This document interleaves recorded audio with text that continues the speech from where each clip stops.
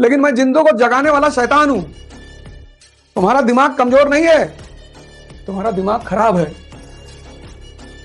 मेरा भी खराब था। शक्ति तुम्हें चाहिए, संघर्ष कौन करेगा? इसी का तो इस्तेमाल नहीं हो पा रहा है और तुम क्यों परेशान हो?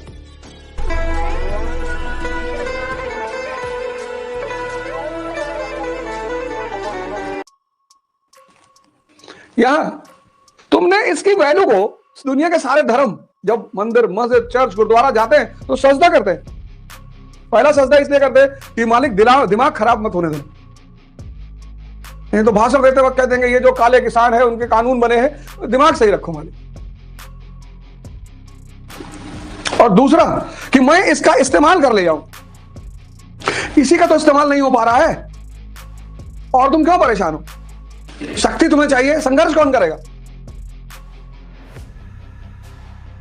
देखो हमारे प्रधानमंत्री जी को, आदरणीय मोदी जी, विरोध राजनीति में मतभेद एक बिल्कुल अलग बात है, पर किसी पर व्यक्तिगत हमला नहीं होना चाहिए। अटल बिहारी वाजपेयी ने एक बार नेहरू जी को हिटलर कह दिया था, उस पर रिजाइन कर दिया था उन्होंने।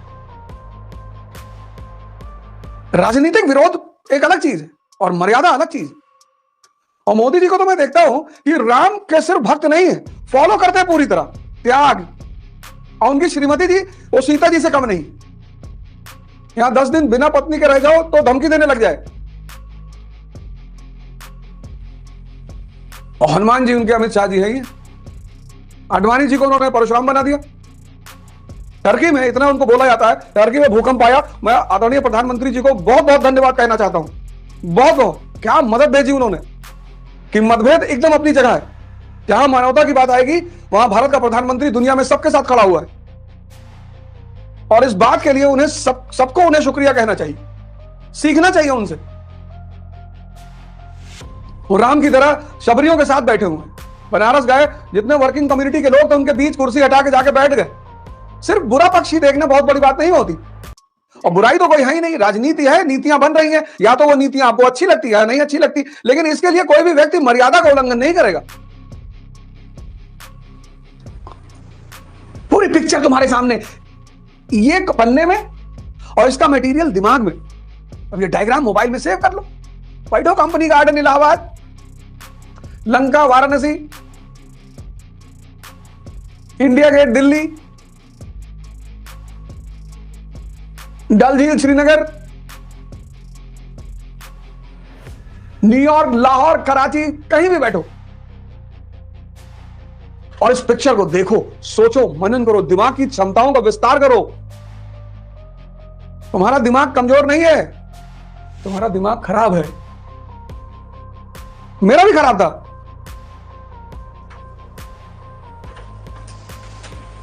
तुम्हारा दिमाग कमजोर नहीं है। हमको भी लोग कहते थे कुछ नहीं कर पाओगे, आईएएस की तैयारी है, हंसते थे लोग मेरे ऊपर।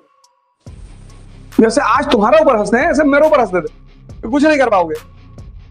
ये कर लो, किराने की दुकान खोल लो, गवर्नमेंट गारमेंट की शॉप खोल लो।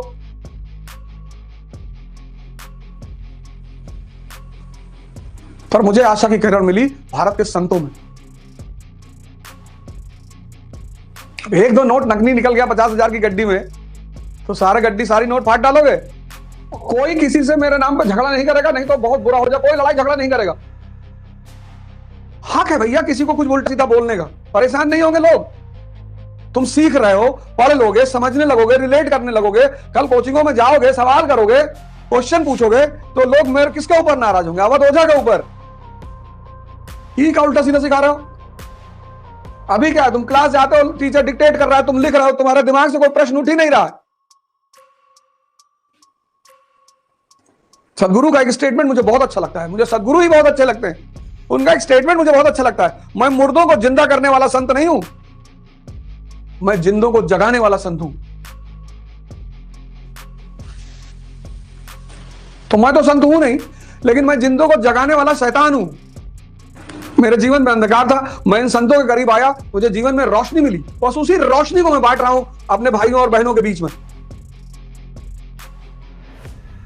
कि तुम्हें डरने की जरूरत नहीं है, निराश होने की जरूरत नहीं है, परेशान होने की जरूरत नहीं है, बस दिशा बदलने की जरूरत है। ये देखो, वही एनसीईआरटी तुम कितनी बार पढ़े और ये सब नहीं निकाल पाए। देखो इसे, इस पूरे डायग्राम को गौर से देखो।